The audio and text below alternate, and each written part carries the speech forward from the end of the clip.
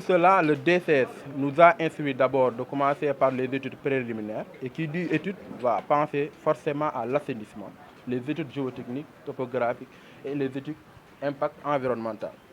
Pour cela, on avait envisagé d'abord, sous votre autorisation, Monsieur le ministre, et votre validation, diriger le complexe là en un complexe scolaire comprenant une école élémentaire, un CM et un lycée. Et pour cela, on avait dit qu'il va falloir phaser ça pour un premier temps en attendant le plan de relogement que l'IF et l'IA sont en train d'élaborer.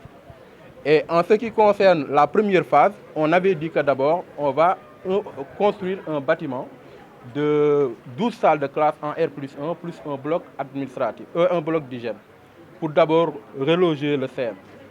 Et au niveau de la deuxième phase, on procédera à la démolition du CM et la reconstitution. Au niveau de la troisième phase, on va démolir les écoles élémentaires afin de les reloger dans l'autre bâtiment et que le CM va retourner au niveau du CM construit. Ce qui fait que en quatrième phase, on aura à construire les autres ouvrages du lycée qui seront le bloc administratif, les labos, un CDI et un autre bloc d'hygiène.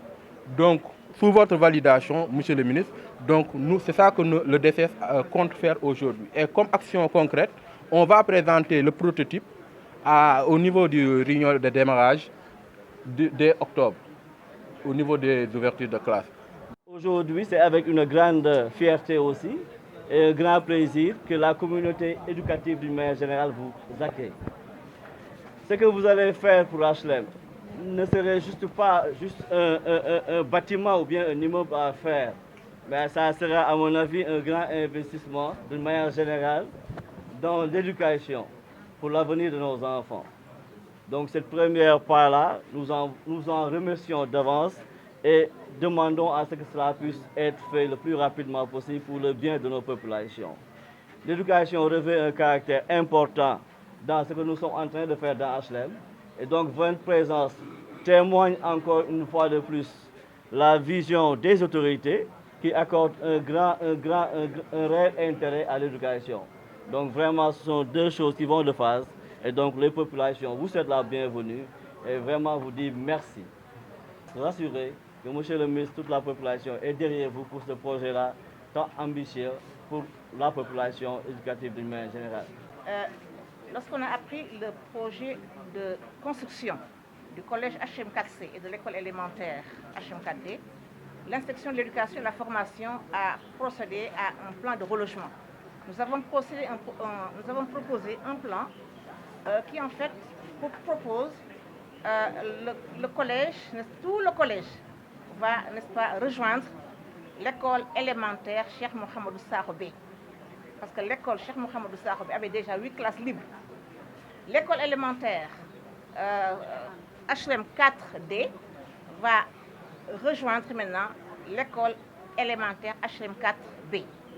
Donc ce plan de relogement a été travaillé par les inspecteurs de l'UF de Grand Dakar, pour soulager les élèves, mais également soulager les parents. Donc que les parents ne soient pas inquiets, que les élèves ne soient pas inquiets, ils vont rejoindre, n'est-ce pas, des écoles. Tout le collège va rejoindre, n'est-ce pas, l'école élémentaire Cheikh Mohamedou Sakho B. Et toute l'école élémentaire HLM 4D va rejoindre, n'est-ce pas, l'école élémentaire HLM 4B. Donc rassurer les parents, rassurer les élèves, également rassurer les enseignants. Nul ne sera resté en lab. Donc tout ce projet, ce plan de relogement a été bel et bien travaillé par tous les inspecteurs de l'instruction de l'éducation et de la formation de Grand Dakar. Je voudrais remercier l'équipe pédagogique, le corps administratif et l'ensemble des élèves. Je voudrais également remercier le comité pour une meilleure école qui est à l'initiative et avec qui j'ai cheminé depuis déjà le mois de mai, qui sont venus à plusieurs reprises et qui ont été, peut-être par la grâce de Dieu également, à l'initiative. Permettez-moi de remercier le directeur de la SICAP, M. Bagassoba, et nous vous serons éternellement reconnaissants. Je voudrais terminer pour dire que nous avons pris bonne note de tous les engagements qui ont été pris ici par nos autorités. Et mention spéciale également à mon frère Dia de la DCS, avec qui je travaille également depuis le mois de mai et qui m'a montré tout un engagement, tout un accompagnement. Vraiment, je voudrais vous remercier sincèrement, Monsieur Dia. Et pour finir, nous nous donnons rendez-vous certainement d'ici quelques mois.